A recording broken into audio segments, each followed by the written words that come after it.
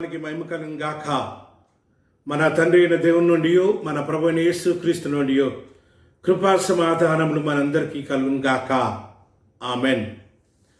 దేవుని ప్రియ పరిశుద్ధ సంగమా, ఈ ఉదయకాల సమయంలో మరొకసారి మన జీవితంలో దేవుణ్ణి ఆరాధించే గొప్ప భాగ్యం, దేవుని పరిశుద్ధ నామాన్ని మహింపరిచే గొప్ప భాగ్యం దేవుడు ప్రసాదించిన విధానమును బట్టి మనమందరము దేవాది దేవునికి వందనాలు, స్తుతి, స్తోత్రము చెల్లించవలసి ఉంటున్నాం.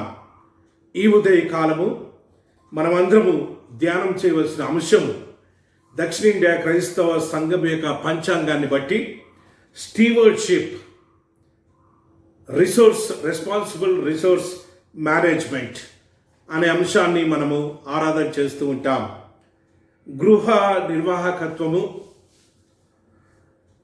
బాధ్యతాయుతంగా వనరులను వాడుకొనుట, ఉపయోగించుకొనుట అనే అంశాన్ని మనం ఆరాధన చేస్తాం. గృహ నిర్వాహకత్వము, వనరులను బాధ్యతాయుతంగా ఉపయోగించుట అనే అంశాన్ని ఈ ఉదయకాలము మనం ఆరాధన చేస్తాం. మనం ముందుగా 4 పాఠ్య భాగాలను చదువుకున్నాం, సిద్ధపడి మనం వచ్చాం. మొదటిగా నిర్గమాకాండము 18వ అధ్యాయము 33వ వచనం నుంచి 27 వచనాల వరకు, నిర్గమాకాండము 18వ అధ్యాయము 13వ వచనం నుంచి 27 వచనాల వరకు మనం చదువుకున్నాం. దావీదు మహారాజు రచించిన కీర్తనలు 147వ సంకీర్తన మొదటి 11 వచనాలు మనం చదువుకున్నాం.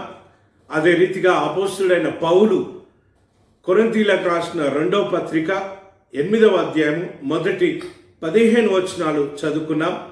చివరిగా సువార్త భాగంలో నుంచి మత్తయి సువార్త 25వ అధ్యాయము 14వ వచనం నుంచి 30 వచనాల వరకు మనం చదువుకొని సిద్ధపడి వచ్చాం. ఈ భాగాలలో నుంచి మనకివ్వబడిన అంశాన్ని ధ్యానం చేయడానికి మనం ప్రయత్నం చేద్దాం.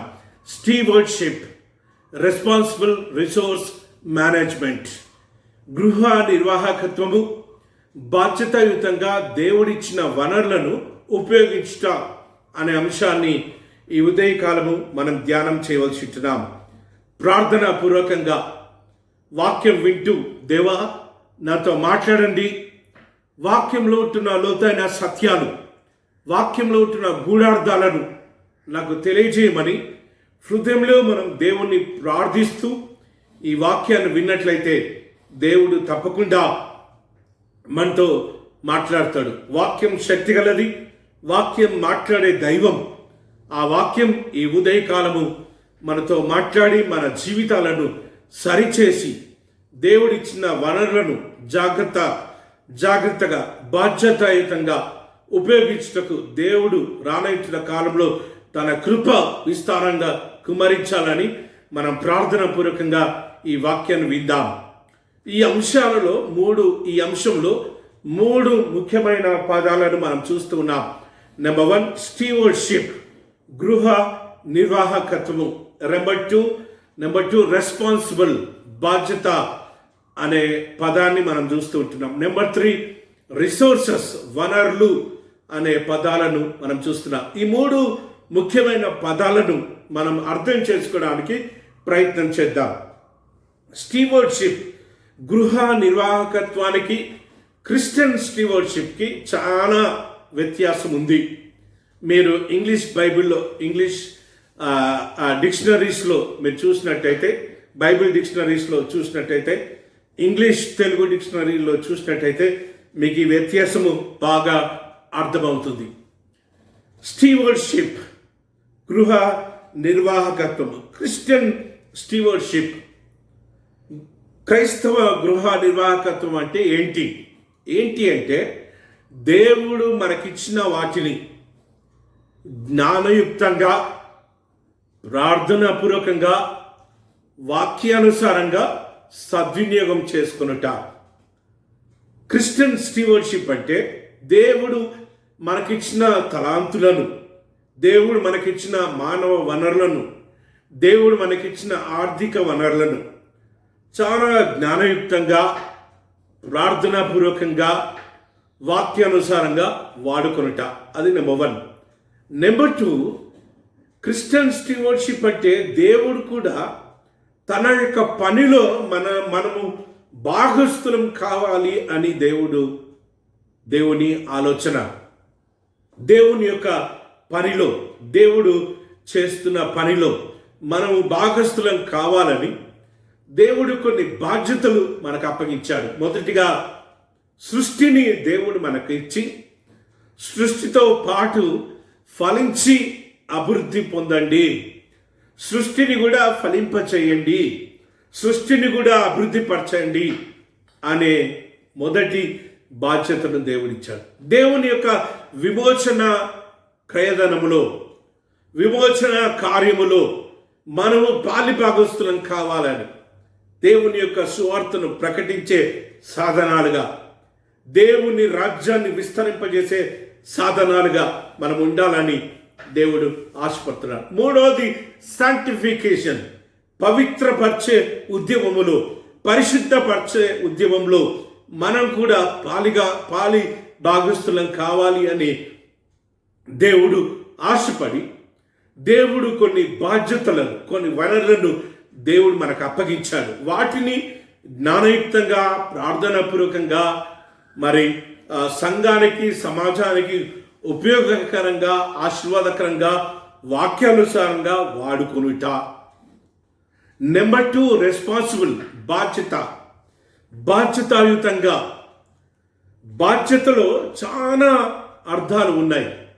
బాధ్యతలో అంటే దేవుడిచ్చిన లేక ఒక పనిని ఏదో నామకార్థంగా చేస్తున్నట్టు కాదు, కానీ ఒక కమిట్మెంట్తో, ఒక నిబద్ధతతో, డెడికేషన్తో, కమిట్మెంట్తో ఇతరులకు ఉపయోగకరంగా, దేవునికి మహిమకరంగా మన బాధ్యతను ఎగ్జిక్యూట్ చేయడం.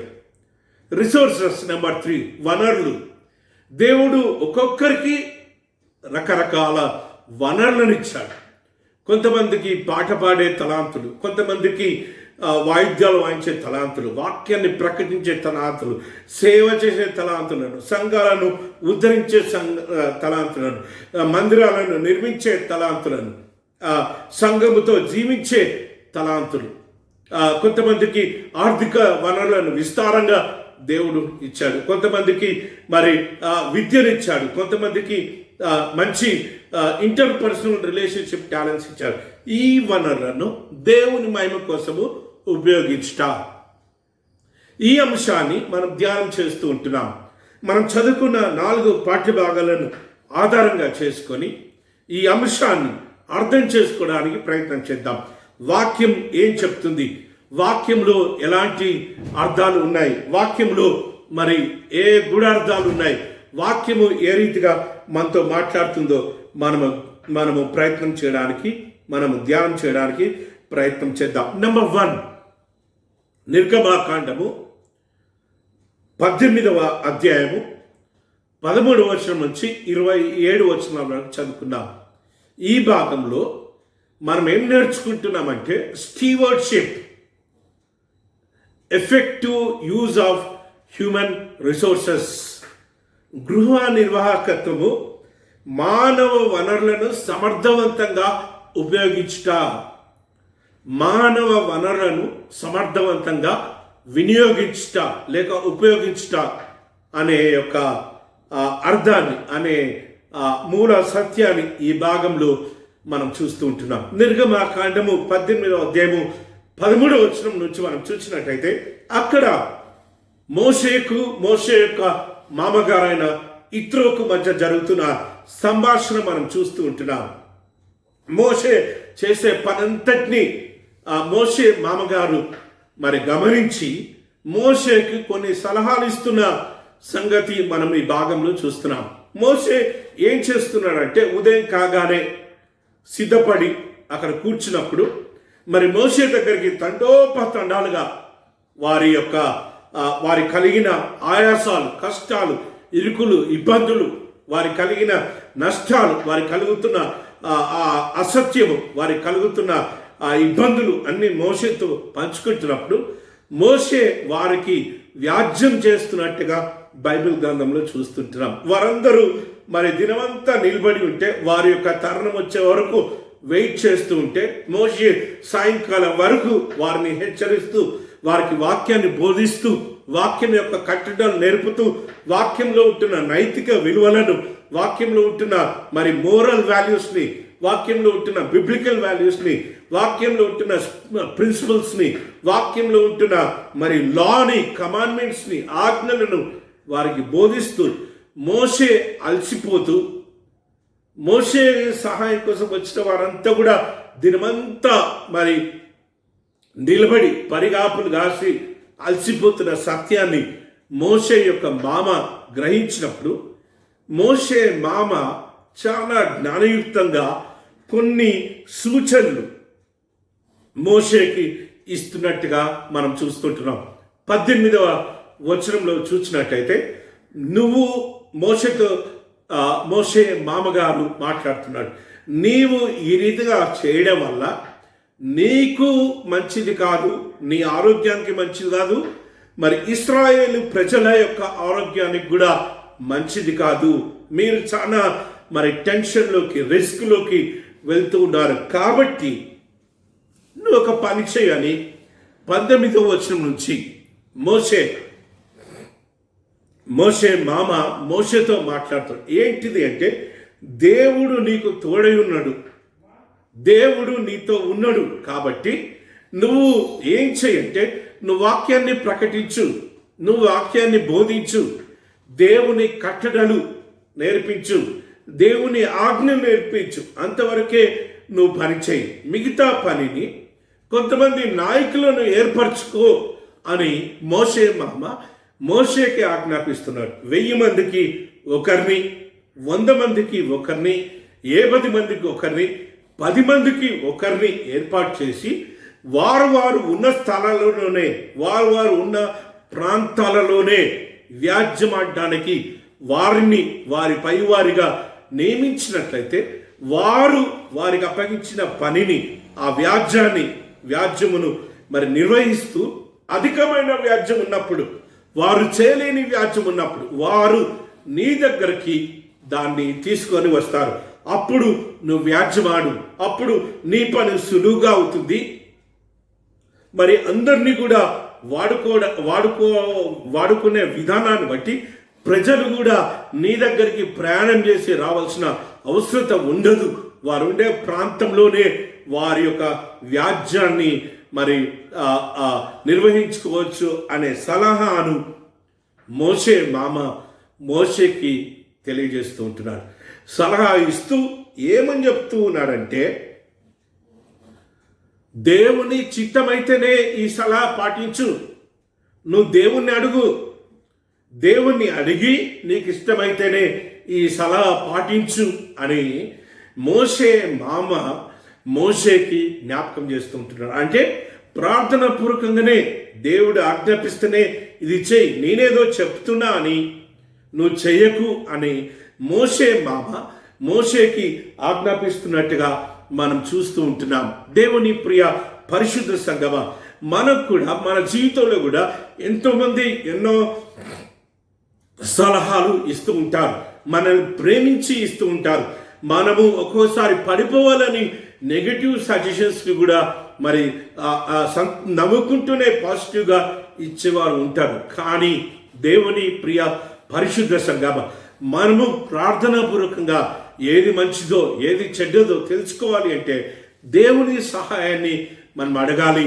దేవుని సన్నిధానంలో మోకరించి ప్రార్థించి ఆ సలహాను కానీ ఆ సూచనను కానీ మనం తీసుకోవాలన్నా వద్దా అని దేవుని సహాయము తీసుకోవాలి అని ఇక్కడ మనం నేర్చుకుంటున్నాం. మొదటిది.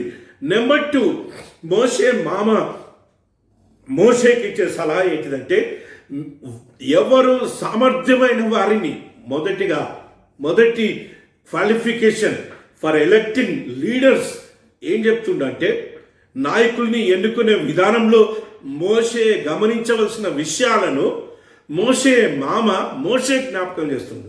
వాళ్ళు ఎట్లాంటి వాళ్ళు అయి ఉండాలంట, సామర్థ్యులై ఉండాలంట. సామర్థ్యం, ఎఫెక్టివ్ పీపుల్, నాలెడ్జబుల్ పీపుల్, సామర్థ్యము ఉన్నవారు, దేవుని భయము భక్తి ఉన్నవారు. రెండోది దేవుని భయము భక్తి ఉన్నవారు. మొదటిది సామర్థ్యము, రెండోది దేవుని భయము భక్తి ఉన్నవారు, మూడోది సత్యాసక్తులు, సత్యాన్ని అన్వేషించేవారు, సత్యాన్ని చెప్పేవారు, సత్యాన్ని పాటించేవారు. ఇది సత్యము అని నిర్ముఖమాటంగా చెప్పేవారు, ధైర్యంగా చెప్పేవారు. With all courage and boldness those who tell this is true, this is correct, this is wrong, this is false, this is true అని చెప్పేవారు. నెంబర్ 1 సామర్థ్యులు, నెంబర్ 2 దేవుని యందు భయము భక్తి ఉన్నవారు, నెంబర్ 3 సత్యాసక్తులు, సత్యం మీద ఆసక్తి ఉన్నవారు, సత్యాన్ని నిర్వహించేవారు, సత్యాన్ని వెతికేవారు. నెంబర్ 4 ఏం చెప్తుందంటే నాన్ కరప్షనిస్ట్, లంచగొండులు కానివారు, లంచం పుచ్చుకోనివారు. ఇలాంటి క్వాలిటీస్ ఉన్నవారిని నువ్వు నాయకులుగా, న్యాయాధిపతులుగా, న్యాయాన్ని చెప్పేవారిగా ఎన్నుకో అని మోషేకి జ్ఞాపకం చేస్తూ ఉంటున్నాడు. దేవుని ప్రియ పరిశుద్ధ స్నేహితులారా, మనము మన యొక్క నాయకులను ఎన్నుకునే ప్రక్రియలో ఇలాంటి లక్షణాలు ఉన్నవారిని ఎన్నుకుంటున్నామా మనం ఆలోచన చేద్దాం. అప్పుడప్పుడు మనమే లంచగొండులుగా మారిపోతూ ఉంటున్నాం. మనమే డబ్బులు తీసుకొని మరి ఓట్లు వేస్తూ ఉంటున్నాం. డబ్బులు తీసుకొని నాయకుల్ని ఎన్నుకుంటున్నాం. డబ్బులు తీసుకొని మన సంఘానికి, మన సమాజానికి ఎవరు ఉపయోగపడతారు, ఎవరికి దేవుని భయము భక్తి ఉంది, ఎవరు వాక్యానుసారంగా జీవిస్తూ ఉంటున్నారు, ఎవరైతే దేవుడు రక్తం ఇచ్చి సంపాదించిన పరిశుద్ధ సంఘానికి నాయకుడిగా ఉంటారో, ఇలాంటి ఎలిజిబిలిటీ కోటా, ఈ యొక్క ఎలిజిబిలిటీ క్వాలిఫికేషన్స్ని మనం పట్టించుకోకుండా ప్రాంతాన్ని, కులాన్ని, పక్షపాతాన్ని, రక్త సంబంధాన్ని ఇవన్నీ చూసి మనము నాయకులను ఎన్నుకుంటూ ఉంటున్నాం. దేవుని బిడ్డ, వాక్యానికి వ్యతిరేకంగా మనము పనులు చేస్తే దేవుడు ఆశీర్వదించడు. దేవుని శిక్షకు గురి అవుతూ ఉంటాం. దేవుని శిక్షకు పాత్రులవుతూ ఉంటాం.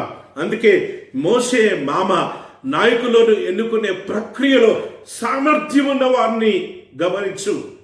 సామర్థ్యం లేని వారికి మరి అతి సామర్థ్యమైన మరి ఆ పోస్టుని ఇవ్వకు అని మోషే మామ మోషేకి జ్ఞాపకం చేస్తున్నాడు. దేవుని భయము భక్తి, దేవుడంటే భయపడే విధానము, వాక్యం అంటే భయపడే విధానము, వాక్యానుసారంగా జీవించే విధానము, దేవుని నీతిగల రాజ్యాన్ని విస్తరింపజేసేవారు, సత్యాన్ని పాటించేవారు, సత్యాన్ని అవలంబించేవారు, సత్యంగా జీవించేవారిని, లంచము పుచ్చుకొని వారిని, లంచగొండు కాని వారిని ఎన్నుకోని మరి మోషే మామ మోషేకి జ్ఞాపకం చేస్తున్న సత్యాన్ని మనం చూస్తుంటున్నాం. ఇక్కడ ఇంకొంచెం లోతుగా మనం చూసినట్లయితే అడ్మినిస్ట్రేషన్ డీసెంట్రలైజ్ అవుతున్న విధానాన్ని మనం చూస్తున్నాం. డీసెంట్రలైజేషన్ ఆఫ్ అడ్మినిస్ట్రేషన్ని మనం ఇక్కడ చూస్తూ ఉంటున్నాం. దేవుని ప్రియ పరిశుద్ధ సంగమ, పరిపాలన యొక్క వికేంద్రీకరణ మనం ఇక్కడ చూస్తూ ఉంటున్నాం. మోషే నుంచి పరిపాలన ఏ రీతిగా కింది స్థాయికి వారు ఉండే ప్రాంతాల్లోకి మరి వికేంద్రీకరించబడుతుందో మనం చూస్తూ ఉంటున్నాం. పరిపాలన వికేంద్రీకరణ ఈ భాగంలో మనం చూస్తున్నాం. రెండోది ప్రాముఖ్యమైన విషయం ఏంటిదంటే ఆటోక్రసీ నుంచి డెమోక్రసీకి మరి అడ్మినిస్ట్రేషన్ని తీసుకెళ్తున్న విధానాన్ని మనం చూస్తున్నాం. ఏక ఛత్రాధిపత్యము నుంచి ప్రజాస్వామ్యంలోకి మరి పరిపాలన వెళ్తున్న విధానాన్ని మనం చూస్తుంటున్నాం. దేవుని ప్రియ పరిశుద్ధ సంగమా, మనము నాయకులుగా, మనము అధికారులుగా, మనము చేయవలసిన పనిని ఈ భాగంలో దేవుడు మనతో మాట్లాడుతుంటున్నాడు. ఏక ఛత్రాధిపత్యం చేసే వారిగా మనం ఉండకుండా ప్రజాస్వామ్యాన్ని మరి మన యొక్క పరిపాలనలో, మన యొక్క విధానంలో, మన యొక్క నాయకత్వంలో మరి చూపించేవారిగా, నిర్వహించేవారిగా ఉండాలి అని దేవుడు ఈ ఉదయకాలము మాట్లాడుతుంటున్నాడు. మన దగ్గర ఉన్న వనరులను, మన దగ్గర ఉంటున్న మానవ వనరులను మనం గమనించి ఎవరు పాటలు చక్కగా పాడగలుగుతారు, పాటలు పాడలేని కోర్ లీడర్ చేస్తే కుప్ప అవుతుంది. మనకు అక్కడ కావాల్సింది వ్యక్తి కాదు, దేవుని నామ మహిమార్థ నిమిత్తమై, దేవుని పరిశుద్ధ నామ మహిమపరచబడ్డానికి పాటలు పాడే సామర్థ్యం ఉన్న వారిని కాయర్ లీడర్, సండే స్కూల్ టీచర్గా. మరి ఇక్కడ పక్షపాతం కాదు, వ్యక్తులు కాదు మనకి ఇంపార్టెంట్. దేవుని యొక్క సేవ ముందుకు సాగిపోవాలి. చిన్న బిడ్డల్ని దేవుని రాజ్యంలోకి తీసుకొచ్చే తలాంతులు ఎవరికి ఉన్నాయో గమనించి ప్రార్థన పూర్వకంగా అన్వేషించి అలాంటి వారికి సండే స్కూల్ బాధ్యత, విమెన్స్ ఫెలోషిప్ బాధ్యత, యూత్ ఫెలోషిప్ బాధ్యత, పాస్టరేట్ కమిటీ మెంబర్స్ ఎలక్ట్ చేసుకున్న విధానంలో ఆ రీతిగా ఇంకా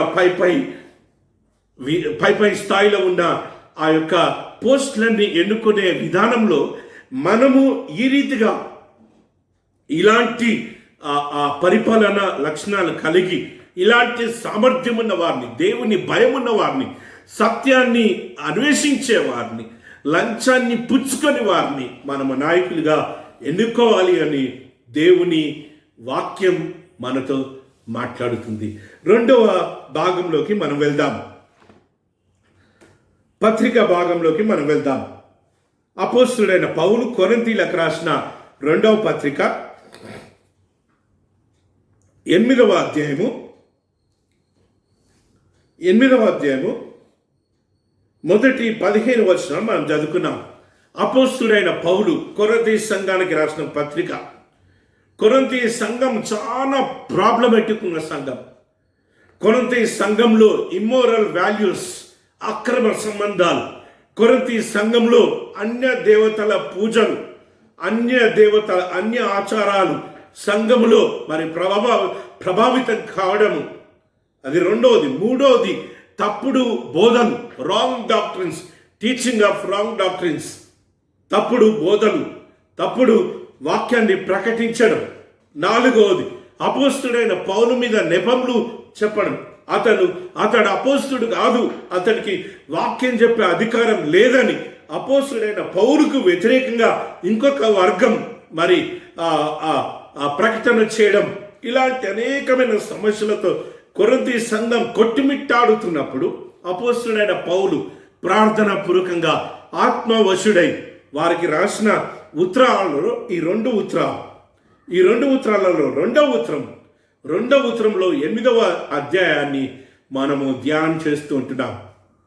ఈ భాగంలో కొరింథీ సంఘానికి మాసిదోనియా సంఘం యొక్క ఎగ్జాంపుల్ని తీసుకొని, మాసిదోనియా సంఘము ఏ రీతిగా అభివృద్ధి చెందిందో, దేవునిలోకి వచ్చిందో, ఏ రీతిగా దేవునికి దాతృత్వము దారుణంగా ఇస్తున్నారో దానిని ఎగ్జాంపుల్గా తీసుకొని కొరింథీ సంఘానికి హెచ్చరిస్తున్న విధానాన్ని మనం ఇక్కడ చూస్తుంటున్నాం. ఈ భాగంలో మనం నేర్చుకోవాల్సిన విషయం ఏంటిదంటే stewardship, growing in the grace of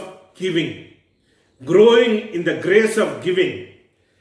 గృహ నిర్వాహకత్వము, దేవుని ఇచ్చే కృపలో ఎదుగుట, దేవునికి ఇచ్చే కృపలో ఎదుగుట అనే విషయాన్ని ఈ భాగంలో మనం నేర్చుకుంటున్నాం. ఈ భాగంలో అపోస్తుడైన పౌలు మాసిదోనియా సంఘాన్ని గురించి సాక్ష్యం ఇస్తూ కొరింథీ సంఘాన్ని పురికొల్పుతున్న విధానాన్ని మనం చూస్తుంటున్నాం. ఏమని చెప్తున్నాడంటే, మాసిదోనియా సంఘము ఇచ్చే కృపను నేర్చుకున్నారు, దేవునికి ఇచ్చే కృపలో ఎదుగుతూ ఉన్నారు, దేవునికి ఇచ్చి దేవుని కృపను విస్తారంగా అనుభవిస్తూ ఉన్నారు అనే మాటల్ని కొరింథీ సంఘానికి అపోస్తుడైన పౌలు బోధిస్తూ ఉంటున్నాడు. దేవుని ప్రియ పరిశుద్ధ సంఘమా, మాసిదోనియా సంఘం మరి చాలా శ్రమల గుండా ప్రయాణించింది. మాసిదోనియా సంఘానికి కూడా కొరింథీ సంఘం లాగా అనేకమైన శ్రమలు వచ్చాయి. కానీ శ్రమలలో మాసిదోనియా సంఘం పరీక్షించబడింది. శ్రమలలో మాసిదోనియా సంఘం తట్టుకుంది.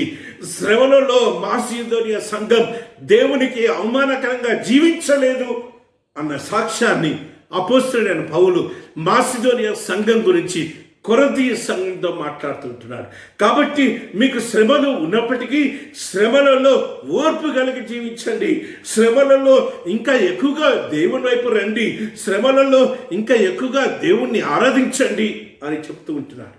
మాసిదోనియా సంఘం చాలా పేద సంఘం, ఆర్థికంగా బలహీనమైన సంఘం అని చెప్తూ అయినప్పటికీ దేవునికి ఇచ్చే విషయంలో వారు వెనుకాడలేదు. దేవునికి హృదయంలో నిశ్చయించుకున్న దానికంటే ఎక్కువగా ఇవ్వడానికి ప్రయత్నం చేశారు. దేవునికి ఎక్కువగా ఇచ్చారు. సామర్థ్యం కొలది కాదు, కానీ సామర్థ్యం కంటే దేవునికి ఎక్కువగా ఇచ్చారని 4 ముఖ్య మాటలు ఇక్కడ జ్ఞాపకం చేస్తుంటున్నారు.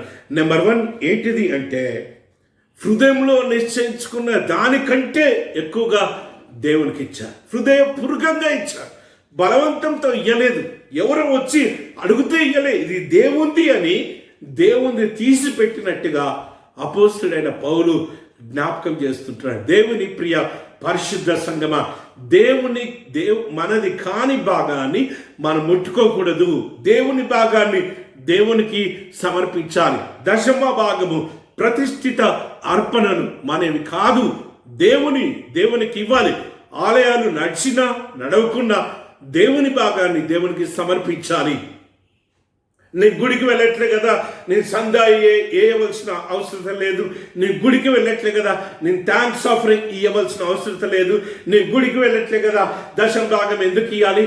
నో, మనం గుడికి వెళ్ళకుండా దేవుని కృప చాలినంతగా మన మీద, మన కుటుంబాల మీద కుమరించబడుతుంది. కాబట్టి ఆకలితో మనము చావకుండా దేవుడు మనల్ని తృప్తిపరుస్తూ ఉంటున్నాడు. కాబట్టి దినదినం ఆశీర్వదిస్తూ ఉన్నాడు. కాబట్టి దేవుని భాగాన్ని దేవునికి ఇవ్వడం మనం నేర్చుకోవాలి. మన మీద ఒక మానిటర్ చేయవలసిన అవసరం లేదు. వాక్యం ఉంది, వాక్యం మనకు తెలుసు, వాక్యం మనతో మాట్లాడుతుంది. కాబట్టి వాక్యానికి విధేయులై మనం ఉండే సంఘాలకు, మనం ఉండే ఆ యొక్క పాస్టరేట్కి, ఆ సంఘానికి, మనం ఏ సంఘానికి చెందినమో ఆ సంఘానికి మన అర్పణలను తప్పకుండా క్రమంగా చెల్లించాలి. ఆ పనే మాసిదోనియా సంఘం ఇక్కడ చేసింది. శ్రమలు ఉన్నప్పటికీ మనకు కూడా శ్రమలు ఉన్నాయి. మనకు కూడా కరోనా విపత్తులో మనం అందరము బాధపడుతున్నాం. ప్రతి ఒక్కరము బాధపడుతున్నాం. ధనవంతుడు బాధపడుతున్నాడు, ఆ యొక్క పేదవాడు బాధపడుతున్నాడు. అందరం కూడా ఈ కరోనా విపత్తులో బాధపడుతున్నాం. మానసికంగా, శారీరకంగా, ఆర్థికంగా, ఆధ్యాత్మికంగా మనమందరము కృంగిపోతూనే ఉన్నాం. అయినప్పటికీ అవి మనల్ని పట్టి పీడించవలసిన అవసరం లేదు.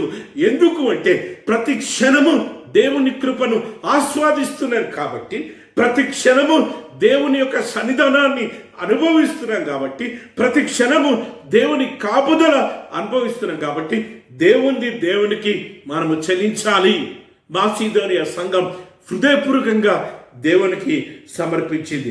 రెండోదిగా, సామర్థ్యం కొలదే కాదు, కానీ సామర్థ్యం కంటే ఎక్కువగా దేవునికి ఇచ్చినంతగా మనం చూస్తుంటున్నాం. మన యొక్క ఇన్కమ్ స్టేటస్ ఎంత పెరుగుతూ వస్తుందో అంతగా దేవునికి ఇవ్వడం మనం నేర్చుకోవాలి అని అపోస్తలుడైన పౌలు కొరింథీ సంఘానికి, మాసిదోనియా సంఘాన్ని ఉదాహరణగా తీసుకొని మాసిదోనియా సంఘానికి నేర్పిస్తూ ఉన్నాడు. దేవునికి ఏ రీతిగా ఇస్తే దేవుని కృపను అత్యధికంగా మనం పొందగలుగుతామనేది పౌలు జ్ఞాపకం చేస్తున్నాడు. కాబట్టి దేవుని ప్రియ పరిశుద్ధ సంఘమా, ఆర్థికంగా మనము బలవంతులం అవుతున్న కొలది మన యొక్క గివింగ్ పెరగాలి. దేవునికి ఇచ్చే విషయము పెరగాలి. దేవుని సేవకు, దేవుని మందిర అవసరతలకు మనం సహాయపడే విధానము మరి అంచెలంచెలుగా పెరగాలి అని అపోస్తలుడైన పౌలు జ్ఞాపకం చేస్తున్నాం. మూడవది, వాలంటరీగా తమకు తామే సమర్పించుకున్నారంట. తమను తామే పోగు చేసి అపోస్తలుడైన పౌలు రాగానే, లేక తీతు రాగానే ఆ డబ్బులు, అయ్యా ఇవి దేవుని సేవ నిమిత్తము అని మరి తీతు అడగక ముందే తీతుకు వారి యొక్క అర్పణలు సమర్పించిన సంఘం అని అపోస్తలుడైన పౌలు కొరింథీ సంఘానికి జ్ఞాపకం చేస్తున్నారు. అసలు ఎందుకు కానుకలు పోగు చేస్తున్నారంటే యెరూషలేము దేశంలో, యెరూషలేము పట్టణంలో కరువు వచ్చినప్పుడు యెరూషలేములో ఉంటున్న పరిశుద్ధ సంఘానికి సహాయం చేయడానికి పౌలు ఆధీనంలో ఉంటున్న సంఘాలన్నింటికీ ఒక విజ్ఞాపన, ఒక విన్నపాన్ని పంపించాడు.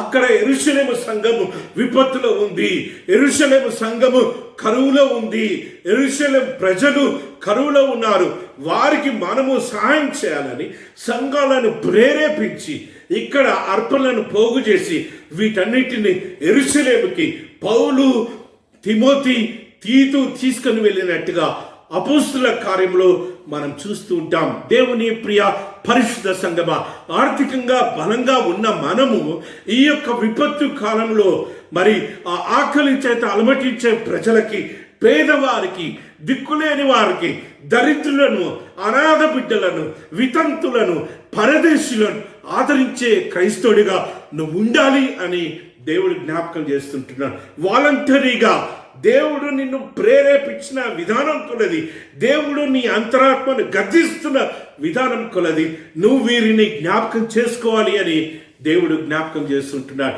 మనము మన కుటుంబం అనే సర్కిల్లో మాత్రమే ఉండకుండా దేవుని ప్రియ పరిశుద్ధ సంఘమా, దేవుడు మనకిచ్చే వనరులను లేని వారికి, బలహీనమైన వారికి, మరి ఆ వనరులు ఏమీ లేక బాధపడి నశించిపోతున్న వారికి మనము పంచిచ్చే వారిగా ఉండాలి అని దేవుడు జ్ఞాపకం చేస్తున్నారు. చివరిగా 4వది, వారు పబ్లిసిటీ చేసుకోవట్లేదు. మాసిదోనియా సంఘము పబ్లిసిటీ చేసుకోలేదంట. మీరు చదవండి మొదటి 15 వచనాలు, మీకు అర్థమవుతుంది. తమకు తామే దేవుని ప్రియ పరిశుద్ధ సంఘమా, మనము ఇచ్చి మన పేరు చదవలేదని మనము గొడవలు పెడుతూ ఉంటాం, మనం అలుగుతూ ఉంటాం, మనము గుంపులు చేస్తూ ఉంటాం, మనము విభజించడానికి ప్రయత్నం చేస్తూ ఉంటాం. ఒకవేళ పొరపాటునో జరిగి ఉండవచ్చు, లేక నువ్వు ఇచ్చిన అర్పణ మిస్యూజ్ అయి ఉండవచ్చు. అయినప్పటికీ నీ బాధ్యత, నువ్వు ఇచ్చావు కాబట్టి నువ్వు మర్చిపో. పొరపాటున చదివితే ఆ పొరపాటును సరిచేసుకుంటారు. ఒకవేళ మిస్యూజ్ చేస్తే ఆ యొక్క శాపం, ఆ యొక్క శిక్ష వారి మీదకి దేవుడు తప్పకుండా తీసుకొని వెళ్తాడు దేవుని బిడ్డ. కాబట్టి వాటి గురించి దేవునికి ఇచ్చి మర్చిపోయే వారిగా మనం ఉండాలి అని దేవుడు జ్ఞాపకం చేస్తుంటున్నాడు. ఈ చేయితో ఇచ్చింది ఈ చేయికి తెలియొద్దు అని వాక్యం జ్ఞాపకం చేస్తుంది. కాబట్టి మాటికి నేను అది ఇచ్చాను, నేను ఇది ఇచ్చాను, నేను అంత సాయం చేశాను, ఇంత సాయం చేశామని చెప్తే దేవుని దీవెనలను మనం పోగొట్టుకుంటూ ఉంటాం.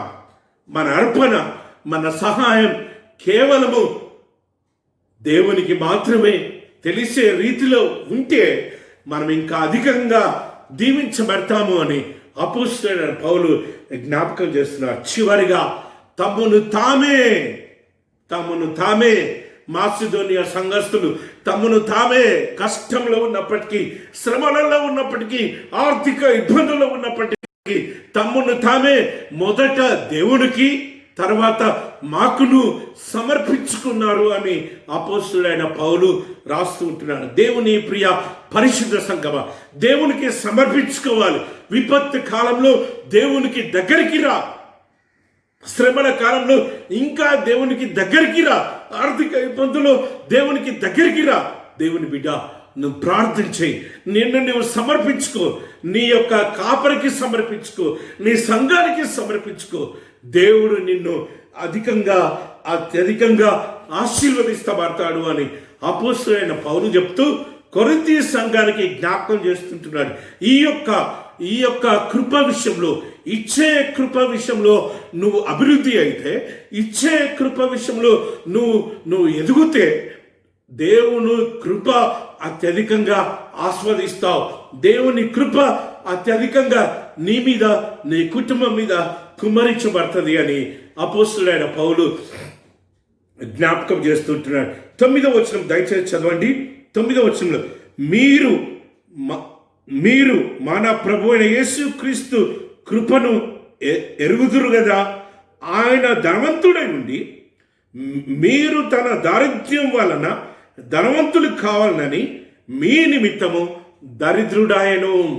యేసుక్రీస్తు ప్రభు మనమందరము దారిద్ర్యంలో నుంచి ధనవంతులు కావడానికి ధనవంతుడైన యేసుక్రీస్తు ప్రభువే దరిద్రుడైండు అని అపోస్తలుడైన పౌలు కొరింథీ సంఘానికి చెప్తున్నాడు. కాబట్టి నిన్ను నువ్వు దేవునికి సమర్పించుకుంటే, దేవుడు నీకు ఇచ్చిన వనరులను నువ్వు దేవునికి సమర్పిస్తే, దేవుడు నిన్ను అత్యధికంగా ఆశీర్వదిస్తాడు. దేవుని కృపలో అత్యధికంగా ఎదుగచేస్తాడని అపోస్తలుడైన పౌలు ఈ భాగంలో జ్ఞాపకం చేస్తుంటున్నారు. మూడవదిగా సువార్త భాగంలోకి మనం వెళ్దాం. సువార్త భాగంలోకి మనం వెళ్ళినట్టయితే అక్కడ మత్తయి సువార్త 25వ అధ్యాయము 14వ వచనం నుంచి 30 వచనాల వరకు మనం చదువుకున్నాము. ఈ భాగం మనందరికీ చాలా పరిచయం. ఈ భాగంలో మనము చూసే పాయింట్ ఏంటిదంటే stewardship, effective use of financial resources. దేవుడు మనకిచ్చిన ఆర్థిక వనరులను సమర్థవంతంగా వినియోగించుట, సమర్థవంతంగా ఉపయోగించుట. దేవుడు మనకు అనేకమైన ఆర్థిక వనరులను ఇచ్చాడు. ప్రాపర్టీస్ ద్వారా, కిరాయిల ద్వారా, రెంట్స్ ద్వారా, మరి ఉద్యోగాల ద్వారా, వ్యాపారాల ద్వారా. ఒక్కొక్క ఇంట్లో 2 జీతాలు, 3 జీతాలు, 4 జీతాలు, కొన్ని ఇళ్లలో 5 జీతాలను కూడా మనం చూస్తూ ఉంటున్నాం. దేవుడు ఈ రీతిగా విపరీతంగా దేవుడు మనల్ని ఆర్థిక వనరులతో దీవిస్తూ ఉన్నాడు. కాబట్టి వాటిని ఏ రీతిగా సమర్థవంతంగా ఉపయోగించుకోవాలి, సమర్థవంతంగా వినియోగించుకోవాలి అనే భాగాన్ని, అనే విషయాలను ఈ భాగంలో మనం చూస్తూ ఉంటున్నాం. 14వ వచనం నుంచి 30 వచనాల వరకు ఇక్కడ యేసయ్య అక్కడ ఉన్న వారికి, శిష్యులకు, ఆయనను వెంబడించిన జన సమూహానికి ఈ ఉపమానము తెలియజేస్తూ ఉంటున్నారు. ఏ ఉపమానము? పరలోక రాజ్యానికి సంబంధించిన అనేకమైన ఉపమానాలు చెప్తూ ఈ ఉపమానాన్ని కూడా యేసుక్రీస్తు ప్రభు వారి యొక్క శిష్యులకు, తనను వెంబడించే జన సమూహానికి జ్ఞాపకం చేస్తుంటున్నాడు. ఏంటి ఆ ఉపమానము? ఒక యజమానుడు దేశాంతరం వెళ్తూ తన దగ్గరున్న ఆస్తిని తన 3 దాసులకు పంచాడు. ఒకరికి 5 తలాంతులు, ఒకరికి 2 తలాంతులు, ఒకరికి 1 తలాంతు. ఆయనకి తోచినట్టు ఇవ్వలేదు. బైబిల్లో మళ్ళా మనం చూస్తే, ఆ భాగాన్ని మనం చూస్తే 15వ అధ్యాయంలో మనం చూస్తే, వారి వారి సామర్థ్యము కొలది. చూద్దాం 15వ వచనం చూడండి. అతడు ఒకనికి 5 తలాంతులు, ఒకనికి 2, ఒకనికి 1, ఎవని సామర్థ్యము చొప్పున వానికి ఇచ్చి దేశాంతరం వెళ్ళాడు. సామర్థ్యం ఇక్కడ ఇంపార్టెంట్. ప్రస్తుత నాయకత్వంలో ఉన్న మనము ఎవరికైనా ఏమైనా బాధ్యతలు అప్పగించేటప్పుడు వారి సామర్థ్యాన్ని మనం జాగ్రత్తగా చదవాలి, పరీక్షించాలి. అసమర్థులకు బాధ్యతాయుతమైన అధికారాలు, బాధ్యతాయుతమైన వాటిని అప్పగిస్తే మనము దేవుని శిక్షకు గురి అవుతాం. ఎందుకు అంటే దేవుని రాజ్య స్థాపనే ముఖ్యమై ఉండాలి, దేవుని మహిమనే ముఖ్యమై ఉండాలి. ఇక్కడ ఇచ్చేటప్పుడు పక్షపాతము, కులము, రక్తము, రక్త బంధుత్వము, రక్త సంబంధాలు, ప్రాంతాలు ఇవన్నీ మనం చూడడానికి వీల్లేదు. మనం చూడాల్సింది ఒకటి సామర్థ్యము. పాత నిబంధన గ్రంథంలో కూడా మనం చూసాం సామర్థ్యము, దేవునికి భయపడే విధానము, సత్యాన్వేషణ చేసేవారు, మరి లంచం పుచ్చుకొని వారు. ఇక్కడ ఈ యజమానుడు తన ఆస్తిని వారి సామర్థ్యం కొలది 5 తలాంతులు, 2 తలాంతులు, 1 తలాంతు ఇచ్చి వెళ్ళిపోయారు. 19వ వచనం నాకు చాలా ఇష్టమైన వచనం. ఏంటిది అంటే, ఆ దాసుడు బహుకాలమైన తర్వాత తన దాసుల దగ్గరికి వచ్చి లెక్క చూచుకుంటున్నాడు. విషయం ఏంటిదంటే, ఇక్కడ ఆ దాసుడు ఇచ్చి వెళ్ళిపోయాడు, కానీ మళ్ళా తిరిగి వస్తాడు అన్న సంగతి ఈ 3 దాసులకు తెలియదు. యజమానుడు వెళ్ళిపోయాడు, యజమానుడు తిరిగి వస్తాడన్న సంగతి వాళ్ళకి తెలియదు. యజమానుడు కూడా చెప్పలే, యజమానుడు కూడా తెలియదు మళ్ళీ వస్తాడో రాడో. కానీ యజమానుడు వచ్చాడు. వచ్చినప్పుడు వాళ్ళు అకౌంట్స్ని సబ్మిట్ చేస్తున్నారు. దేవుని ప్రియ సంఘస్థుడా, మనమందరము అకౌంట్స్ సబ్మిట్ చేయాలి. దేవుడు మనకిచ్చిన బాధ్యతలను, దేవుడు మనకిచ్చిన తలాంతులను, దేవుడు మనకిచ్చిన వనరులను ఏ రీతిగా ఉపయోగించాం, ఏ రీతిగా వినియోగించాం. మన కుటుంబము ఆత్మీయ ఎదుగుదల నిమిత్తము, మన సంఘము ఆత్మీయ ఎదుగుదల నిమిత్తము, మన యొక్క దేవుని రాజ్యము ఆత్మీయ ఎదుగుదల నిమిత్తము, దేవుని మహిమ కోసము ఏ రీతిగా ఉపయోగించామో మనము లెక్క చెప్పవలసిన వారము. దేవునికి ఇచ్చే లెక్కను ఎవరు కూడా తప్పించుకోలేరు. దేవుని బిడ్డ, ఏదో మనకు ఇప్పుడు అన్నీ ఉన్నాయి కదా అని మనం ఇష్టానుసారంగా జీవిస్తే, ఇష్టానుసారంగా మనము ప్రవర్తిస్తే దేవుని దగ్గర తప్పించుకోలేము. ఇక్కడ వీరు అకౌంట్ సబ్మిట్ చేస్తున్నట్టుగా మనం చూస్తుంటున్నాం. 22వ వచనంలో ఇద్దరు దాసులు సిన్సియర్గా, హానెస్టీగా అకౌంట్స్ని సబ్మిట్ చేస్తున్నారు. అయ్యా, నువ్వు వెళ్ళేటప్పుడు 5 తలాంతులు ఇచ్చావు, ఈ 5తో ఇంకొక 5 తలాంతులను నేను డెవలప్ చేసిన, ఈ 10 కూడా నీవే. What a great faithfulness. ఆ 5లో ఒక 2 ఒక 3 దాచిపెట్టుకోవాలన్న దురాలోచన, దుష్ట మనసు, దుర్బుద్ధి వాళ్ళకు రాలేదు. దేవుని బిడ్డ, 2 తలాంతులు ఉన్న వ్యక్తి కూడా వచ్చి, అయ్యా నువ్వు వెళ్ళేటప్పుడు 2 తలాంతులు నాకు ఇచ్చావు, ఈ 2తో మరి 2 చేశాను, ఈ 4 తలాంతులు నీవే అని ఆ యజమానుడు పాద సన్నిధానంలో ఈ ఇద్దరు దాసులు పెట్టినట్టుగా మనం చూస్తుంటున్నాం. ఆ యజమానుడు వారి యొక్క సిన్సియారిటీని మెచ్చి, వారి యొక్క హానెస్టీని మెచ్చి, వారి నీతి నిజాయితీని మెచ్చి ఆయన దీవించిన విధానాన్ని మనం చూస్తున్నాం. ఈ చిన్న దాంట్లో నమ్మకంగా ఉంటివి గనుక బల నమ్మకమైన మంచి దాసుడా. 21వ వచనంలో 23వ వచనంలో ఆ దీవెనలు మనం చూస్తూ ఉంటున్నాం. అతని యజమానుడు, బల నమ్మకమైన మంచి దాసుడా, ఈ కొంచెంలో నమ్మకంగా ఉంటివి గనుక అనేకమైన వాటి మీద నియమించేదను, నీ యజమాని సంతోషంలో పాల్గొందుమని అతనితో చెప్పాను. నమ్మకత్వము, చిన్న దాంట్లో నమ్మకత్వము చాలా ఇంపార్టెంట్. దేవుడు మనల్ని ప్రేమించి మనకు అనేకమైన వనరులు ఇచ్చాడు, తలాంతులు ఇచ్చాడు, ఆర్థిక బలం ఇచ్చాడు. వాటిని సరైన రీతిలో సద్వినియోగం చేసుకుంటే దేవుడు నీ హస్తాన్ని దీవిస్తాడు. దేవుడి బిడ్డ, ఈ చిన్న వాటిలో నమ్మకంగా ఉన్నావు కాబట్టి నీ యజమానుడి సంతోషంలో పాల్గొందు, అధికమైన వాటిని నీకు ఇస్తున్నా అని ఆ యజమానుడు బల నమ్మకమైన మంచి దాసుడా అనే బిరుదు ఇచ్చి ఆ దాసులను సన్మానిస్తున్న విధానాన్ని మనం చూస్తూ ఉంటున్నాం. 3వ దాసుడు చెడ్డ దాసుడిగా బైబిల్ గ్రంథంలో రాయడం జరిగింది. కారణం ఏంటిదంటే అధిక తెలివితో ఆ ఒక్క తలాంతును సరి అయిన రీతిలో సామర్థ్యంగా సద్వినియోగం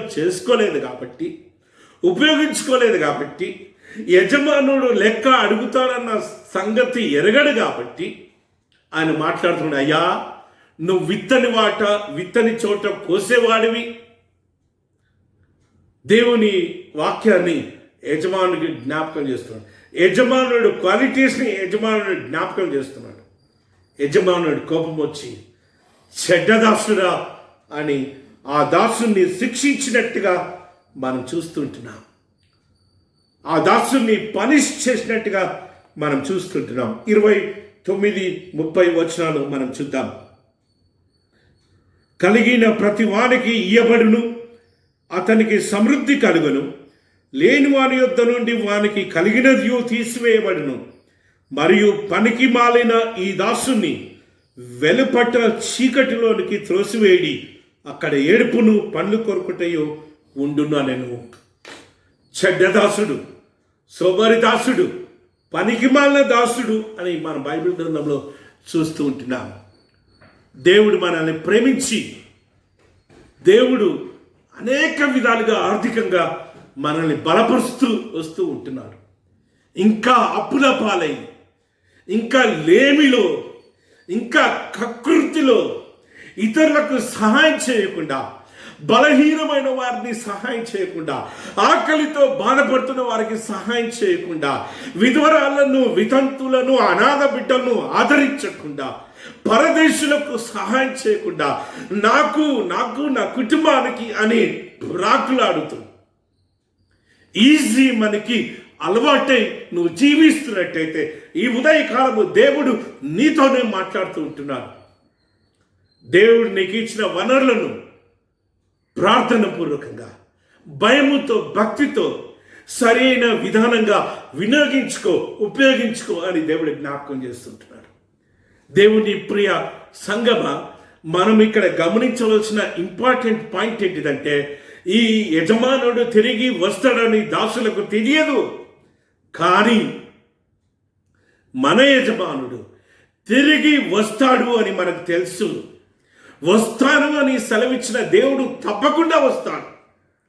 ఆయన వచ్చి లెక్క చూసుకుంటాడు. కాబట్టి మన అకౌంట్స్ని మనం సిద్ధం చేసుకోవాలి. తప్పించుకోలేం. ఎవరం కూడా తప్పించుకోలేం. You cannot escape on the day of God. దేవుని పరిశుద్ధ దినమందు ఎవరు కూడా, నేను తప్పించుకోలేను, మీరు తప్పించుకోలేరు. మన అకౌంట్స్ని సిద్ధం చేసుకోవాలి. దేవుడు మనకిచ్చిన తలాంతులను, దేవుడు మనకిచ్చిన బాధ్యతలను, దేవుడు మనకిచ్చిన వనరులను ఏ రీతిగా మనం వాడుకుంటూ ఉన్నాం, మన కుటుంబ ప్రయోజనం కోసము, సంఘ ప్రయోజనం కోసము, దేవుని మహిమ కోసము, దేవుని రాజ్య విస్తీర్ణ కోసం ఏ రీతిగా వాడుకుంటున్నామో మన అకౌంట్స్ని మనం సిద్ధం చేసుకోవాలి. దేవుడు బలహీనులైన బిడ్డలకు సహాయకరంగా ఉండమని దేవుడు చెప్తే, ఆ బలహీనమైన బిడ్డల దగ్గర నుంచి పీడించి లాక్కునే వారిగా ఉంటే తప్పకుండా పండ్లు కొరికే చోట, చీకటి గదిలో మనము త్రోసివేయబడతామని ఈ ఉదయకాలము వాక్యము మనల్ని హెచ్చరిస్తుంది. దేవుని ప్రియ పరిశుద్ధ సంగమా, నోరు కొట్టేవాడిగా ఉండకు, ఇతరులకు సహాయం చేసేవాడిగా ఉండు. ఇతరులను దోచుకునేవాడిగా ఉండకు, ఇతరులకు సహాయం చేసేవాడిగా ఉండు. ఇతరులకు వచ్చే దీవెనలను, ఇతరులకు వచ్చే ఆశీర్వాదాలను మరి పోగొట్టేవాడిగా ఉండకు. ఇతరులను దీవించేవాడిగా, ఇతరులను ఆశీర్వదించేవాడిగా, ఇతరులను అభివృద్ధిపరిచేవాడిగా నువ్వు ఉండాలి అని ఈ ఉదయకాలము దేవుడు జ్ఞాపకం చేస్తుంటున్నాడు. చివరిగా దావీదు మహారాజు రచించిన కీర్తనలు 127వ సంకీర్తన. 127వ సంకీర్తన మనందరికీ చాలా పరిచయమైన సంకీర్తన. ఎందుకంటే ఈ సంకీర్తనను పాట ద్వారా అనేక పర్యాయాలు మనం పాడుకున్నాము. ప్రస్తుత కాలంలో ఈ పాట మనం వినకపోవచ్చు, కానీ మన తాతలు, ముత్తాతలు, మన తండ్రులకు, మన తల్లులకు చాలా ప్రియమైన పాట. దేవునికి స్తోత్రము, గానము చేయుటే మంచిది అనే పాట. దేవుని ప్రియ పరిశుద్ధ సంగమ, ఈ పాటను ఈ కీర్తనను అనేక మంది పాడి దేవుని స్తుతించిన చరిత్ర ఈ కీర్తనకుంది. ఈ కీర్తన ఈ ఉదయకాలము మనతో ఏం మాట్లాడుతుందో మనం చూద్దాం. ఈ కీర్తనలో మనం తెలుసుకోవాల్సిన సత్యం ఏంటంటే, God's stewardship a perfect model. దేవుని గృహ నిర్వాహకత్వము సరి అయిన ఉదాహరణ, లేక సరి అయిన విధానము, లేక సరి అయిన మనం నేర్చుకోవాల్సిన విధానము అని మనం ఇక్కడ చూస్తుంటున్నాం. దేవుడు మానవుని సృష్టిని నిర్మించి, దేవుడు సృష్టి యొక్క బాధ్యతను మానవుడికి ఇచ్చి, ఫలించి అభివృద్ధి పొందండి, సృష్టిని ఫలించి అభివృద్ధి పరిచే దిశలోకి నడిపించు, నువ్వు కూడా ఫలించి అభివృద్ధి పొందు అని దేవుడు మానవుడికి గొప్ప బాధ్యత ఇచ్చినట్టుగా మనం చూస్తుంటున్నాం. ఆ బాధ్యతను మనం ఏ రీతిగా నిర్వహిస్తున్నాం. ఇక్కడ చూసినట్లయితే దేవుడు సృష్టిని చేసి, మానవుని చేసి విడిచిపెట్టట్లేదు. ఈ భాగంలో సృష్టిని, ఈ భాగంలో మానవుని దేవుడు ఏ రీతిగా దీవిస్తూ వస్తూ ఉన్నాడు, దేవుడు ఏ రీతిగా పరిపాలిస్తున్నాడో మనం చూస్తూ ఉంటున్నాం. 4వ వచనంలో చూసినట్లయితే, 4వ వచనంలో నక్షత్రముల సంఖ్యను ఆయన నియమించి ఉన్నాడు. అంటే నక్షత్రములన్నిటినీ ఆయన హస్తగతంలో, ఉన్నట్టుగా మనం చూస్తుంటున్నాం. నక్షత్రాలు ఎన్నున్నాయో ఇప్పటి వరకు ఎవరికీ తెలియదు. ఒక థియరీని బట్టి శాస్త్రజ్ఞులు ఏం చెప్తున్నారంటే ప్రతి మినిట్కి ఒక నక్షత్రాన్ని కనుక మనం ప్రతి సెకండ్కి ఒక నక్షత్రాన్ని కనుక కౌంట్ చేస్తే 2500 ఇయర్స్ కౌంట్ చేసే అన్ని నక్షత్రాలు ఉన్నాయంట. అంటే 2500 into 365 days into 24 hours into 60 minutes into 60 seconds. Mathematical students calculate చేయండి. అన్ని నక్షత్రాలు ఉన్నాయని ఒక అంచనా, ఇంకా అంతకంటే ఎక్కువనే ఉండవచ్చు. ఎన్నో మిల్కీ వేస్, ఎన్నో పాలపుంతలు, ఎన్నో ప్లానెట్స్. మానవుడికి తెలిసింది చాలా తక్కువ. కొన్ని ప్లానెట్సే, కొన్ని శాటిలైట్సే మానవుడు ఇన్ని పరిశోధనలు చేసి తెలుసుకున్నది. కానీ ఇంకా సృష్టి ఎంతో ఉంది. ఆకాశము దిగంతములు అనే మాట మనం చూస్తూ ఉంటున్నాం. అంటే మానవుడికి కనిపించని ఆకాశములు ఇంకా ఎన్నో ఉన్నట్టుగా మన బైబిల్ గ్రంథంలో చూస్తున్నాం. వాటన్నిటిని నక్షత్రాలు 8వ వచనంలో మనం చూసినట్లయితే ఆకాశము మేఘములతో కప్పువాడు, భూమి కొరకు వర్షము సిద్ధపరచువాడు, పర్వతముల మీద గడ్డిని మల్పించువాడు. ఆకాశము, మేఘములు, వర్షము, మౌంటైన్స్, పర్వతములు, గడ్డి. సృష్టిలో ఉన్నవన్నీ దేవుని హస్తగతంలో దేవుడు వాటి ధర్మం ప్రకారము నడిపిస్తున్నట్టుగా మనం చూస్తుంటున్నాం.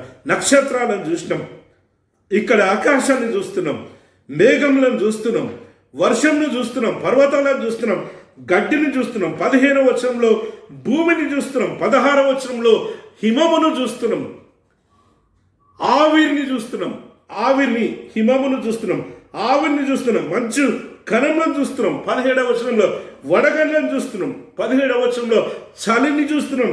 ఆయన పుట్టించే చలికి ఎవరు నిలవగలరు?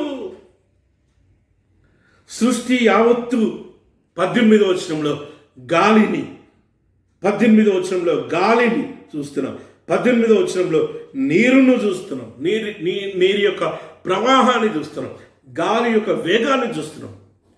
దేవుడు సమస్త సృష్టిని తన అధీనంలో ఉంచుకొని తన చిత్త ప్రకారం, తన మాట ప్రకారము, సరి అయిన రీతిలో, సరి అయిన సమయంలో వాటిని మరి సద్వినియోగం చేసుకుంటూ వాటి ద్వారా మానవుడితో మాట్లాడుతున్నట్టుగా మనం బైబిల్ గ్రంథంలో చూస్తున్నాం. దేవుని యొక్క గృహ నిర్వాహకత్వము, తన ఆధీనంలో అన్నీ ఉన్నట్టుగా మన బైబిల్ గ్రంథంలో చూస్తాం. ఇది సృష్టి. మానవుని దేవుడు ఏ రీతిగా దీవిస్తుండో మనం చూద్దాం. 2వ వచనంలో యెహోవాయే యెరూషలేమును కట్టువాడు, చెదిరిన ఇశ్రాయేలీయులను పోగు చేయవాడు. ఇశ్రాయేలు చరిత్ర చూసినట్టయితే, యెరూషలేం పట్టణం చరిత్ర చూసినట్టయితే, యెరూషలేం పట్టణం దాదాపు 50 సార్ల కంటే ఎక్కువగా కూల్చివేయబడింది. కడుతున్నారు, కూల్చివేస్తున్నారు, అనేక సార్లు శత్రు రాజులకు, శత్రు దేశాలకు ఈ యొక్క దేశం అప్పగించబడింది, ఈ పట్టణం అప్పగించబడింది. ఇశ్రాయేలును కాపాడువాడు ఆయనే, యెరూషలేమును కట్టివాడు ఆయనే. చెదిరిపోయిన, అక్కడక్కడికి చెల్లా చెదరైపోయిన యూదులను పోగు చేసేవాడు ఆయనే. పోగు చేసి ఇశ్రాయేలు దేశంగా స్థిరపరిచిండు. హల్లెలూయా. వాక్యం నెరవేరింది దేవుని బిడ్డ. బైబిల్ గ్రంథంలో చూస్తున్నాం.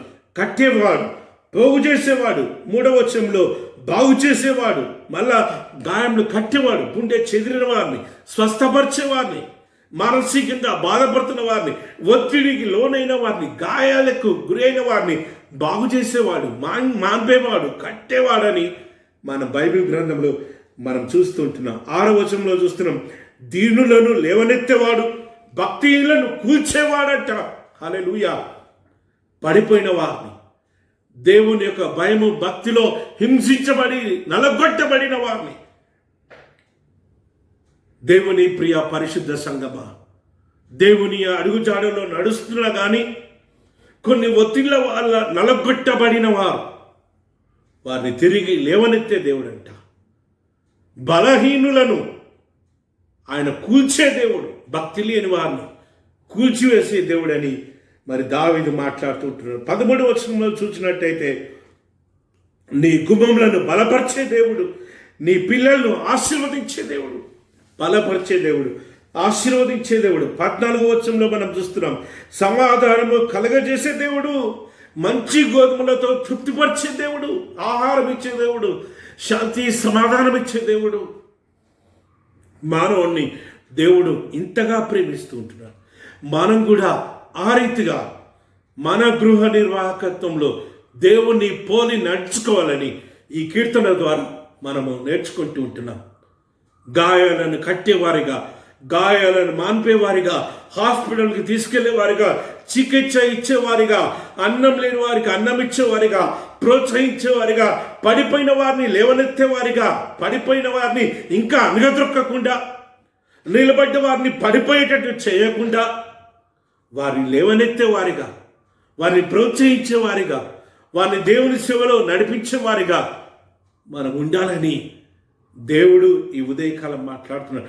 దేవుడు ఏ రీతిగానైతే సృష్టిని, మానవుణ్ణి పరిపాలిస్తూ ఉన్నాడో మనం కూడా ఆ రీతిగా మరి ఆ దేవుడు అప్పగించిన బాధ్యతలను మనము సమర్థవంతంగా సద్వినియోగం చేసుకుంటూ ఉపయోగకరంగా, దేవునికి మహిమకరంగా, దేవుని ప్రజలకు, దేవుని సృష్టికి ఆశీర్వాదకరంగా వాటిని వాడాలి అని ఈ కీర్తన ద్వారా మనం నేర్చుకుంటూ ఉంటున్నాం.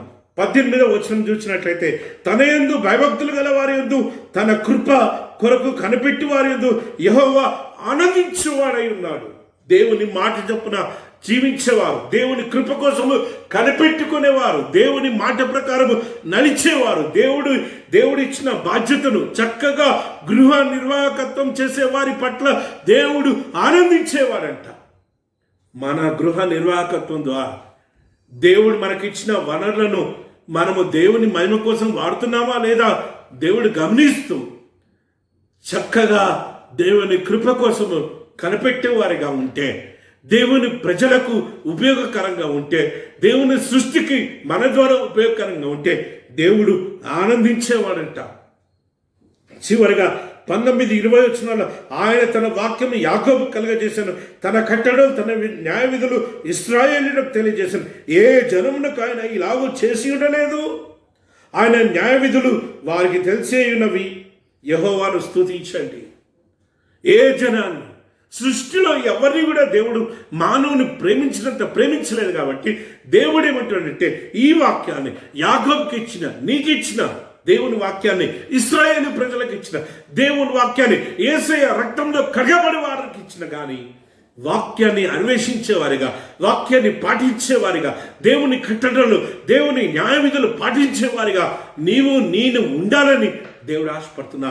మనం ఉండట్లేదని దేవుడు బాధపడుతున్నాడు. దేవుని బిడ్డ, దేవుడు ఇచ్చిన గృహ నిర్వాహకత్వాన్ని చక్కగా దేవుని మహిమ కోసము, దేవుని ప్రజల మహిమ కోసము, దేవుని సృష్టి ఆశీర్వాదం కోసము మనము సమర్థవంతంగా ఉపయోగించే వారిగా ఉండాలని దేవుడు మాట్లాడుతూ ఉంటున్నాడు. చివరిగా దావీదు జ్ఞాపకం చేస్తున్నాడు. 1వ వచనం, 15వ వచనం, 7వ వచనం, 12వ వచనంలో మనం చూసినట్లయితే, యెహోవాను స్తుతించండి, యెహోవాను స్తుతించండి, మన దేవునికి స్తోత్ర గానము చేయండి. యెరూషలేమా యెహోవాను కొనియాడుము, సియోను నీ దేవుణ్ణి కొనియాడుము. దేవుణ్ణి స్తుతించేవారిగా, దేవుడు మనకిచ్చిన వనరులను బట్టి, దేవుడు మనకిచ్చిన మానవ వనరులను బట్టి, దేవుడు మనకిచ్చిన గర్భఫలాన్ని బట్టి, దేవుడు మనకిచ్చిన బంధువులను బట్టి, దేవుడు మనకిచ్చిన అక్కజల్లను, అన్నదమ్ములను బట్టి, దేవుడు మనకిచ్చిన సంఘాన్ని బట్టి, దేవుడు మనకిచ్చిన ఆర్థిక వనరులను బట్టి, మన ప్రాపర్టీని బట్టి, జీతాలను బట్టి, కిరాలను బట్టి, ఆర్థిక లావాదేవీలను బట్టి దేవుని స్తుతించేవారిగా ఉండాలి. మాసిదోనియా సంఘం వలె దేవునికి ఇస్తూ, దేవుని సేవలో పాల్పొందుతూ, బలహీనులైన బిడ్డలకు సహాయం చేస్తూ, దేవుని కృపను ఇచ్చే కృపలో ఎదుగుతూ, దేవుని కృపను అత్యధికంగా పొందుకునే వారమై ఉండాలి అని ఈ ఉదయకాలము దేవుడు జ్ఞాపకం చేస్తుంటున్నాడు. దేవుని బిడ్డ, దేవుని వాక్యాన్ని విన్నాం. నిర్గమాకాండంలో మోషే మామ మోషేకి ఇచ్చిన సలహాను విన్నాం. ఈ ఉదయకాలము దేవుడు మనతో మాట్లాడుతున్నాడు. నాయకత్వాన్ని ఎన్నుకునే విషయంలో, నాయకత్వాన్ని ఏర్పాటు చేసే విషయంలో, పక్షపాతాన్ని చూపించకు, ప్రాంతీయ తత్వాన్ని చూపించకు, కులాన్ని చూపించకు, రక్తబంధుత్వాన్ని చూపించకు. వారికి దేవుని భయం ఉందా లేదా, వారికి సామర్థ్యం ఉందా లేదా, వారిలో నీతి నిజాయితీ ఉందా లేదా, వారు లంచం పుచ్చుకొని వారుగా ఉన్నారా లేరా, ఇవి గమనించాలని దేవుడు జ్ఞాపకం చేస్తుంటున్నాడు. మాసిదోనియ సంఘం వలె ఇస్తూ ఎదగాలని, ఇస్తూ దేవుని కృపను ఆస్వాదించాలని నేర్చుకున్నాం. సువార్త భాగంలో ఆర్థిక వనరులను సమర్థవంతంగా ఉపయోగించుకోవాలి అని మనం నేర్చుకున్నాం. నీతి నిజాయితీగా దేవుడు మనకిచ్చిన వనరుల యొక్క అకౌంట్స్ని సబ్మిట్ చేసేవారిగా మనం జీవించాలని నేర్చుకున్నాం. నీతి నిజాయితీగా దేవుని వనరులను సద్వినియోగం చేసుకునేటప్పుడు దేవుడు ఇంకా అధికమైన కృపను కుమరిస్తాడని విన్నాం. చివరిగా దేవుని యొక్క గృహ నిర్వాహకత్వాన్ని ఒక మోడల్గా తీసుకొని దేవుడు ఏ రీతిగా సృష్టిని, మానవుని సమర్థవంతంగా పరిపాలిస్తున్నాడు, దేవుడు మనకిచ్చిన వనరులను కూడా ఆ రీతిగా దేవుని మహిమ కోసమే వాడబడాలని దేవుడు జ్ఞాపకం చేసిన విషయాన్ని మనం చూస్తున్నాం. అటువంటి కృప ఒక సమర్థవంతమైన గృహ నిర్వాహకుడిగా రానున్న కాలంలో నువ్వు ఉండడానికి దేవుడు తన కృప నీ మీద, నీ కుటుంబం మీద కుమరించునుగాక. మనమందరము తలను వచ్చి ప్రార్థన చేసుకుందాం. అందరము కూడా కళ్ళు మూసుకొని ప్రార్థన చేసుకుందాం. వీలైన వారు మోకాళ్ళని ప్రార్థన చేద్దాం. ప్రేమ నమ్మకం గల మా యేసయ్య, మా పరలోక ప్రజ, నీ వాక్యాన్ని బట్టి స్తోత్రం యేసయ్య. నాయన, నీ వాక్యం ద్వారా మాతో మాట్లాడిన విధానాన్ని బట్టి స్తోత్రం. గొప్ప దేవుడా, నువ్వు మాకు ఇచ్చిన బాధ్యతలు నాయన సమర్థవంతంగా, నువ్వు మాకు ఇచ్చిన వనరులను బాధ్యతాయుతంగా సమర్థవంతంగా రానున్న కాలంలో నీ రాజ్యవ్యాప్తి నిమిత్తము, నీ నామ మహిమ నిమిత్తము, నీ రక్తం ఇచ్చి సంపాదించుకున్న నీ సంఘానికి నాయన, నువ్వు పేరు పెట్టి పిలిచిన నీ యొక్క బిడ్డలకు నాయన, నువ్వు ఇష్టంతో తయారు చేసిన సృష్టికి వినియోగకరంగా ఉండేటట్టు చేయడానికి నీ కృప మా అందరికీ దయచేయమని ప్రార్థన చేస్తున్నా. బాగా నమ్మకమైన మంచి దాసురాలా అనే బిరుదు నీ యొద్ద నుంచి పొందుకోవడానికి నీ కృప దయచేసేయ. ఈ చిన్న దాంట్లో నమ్మకంగా ఉంటివి గనుక అనే మాటను నీ ద్వారా ఆ మెప్పును, ఆ పొగడ్తను మేము పొందుకోవడానికి నీ కృప దయచేయండి.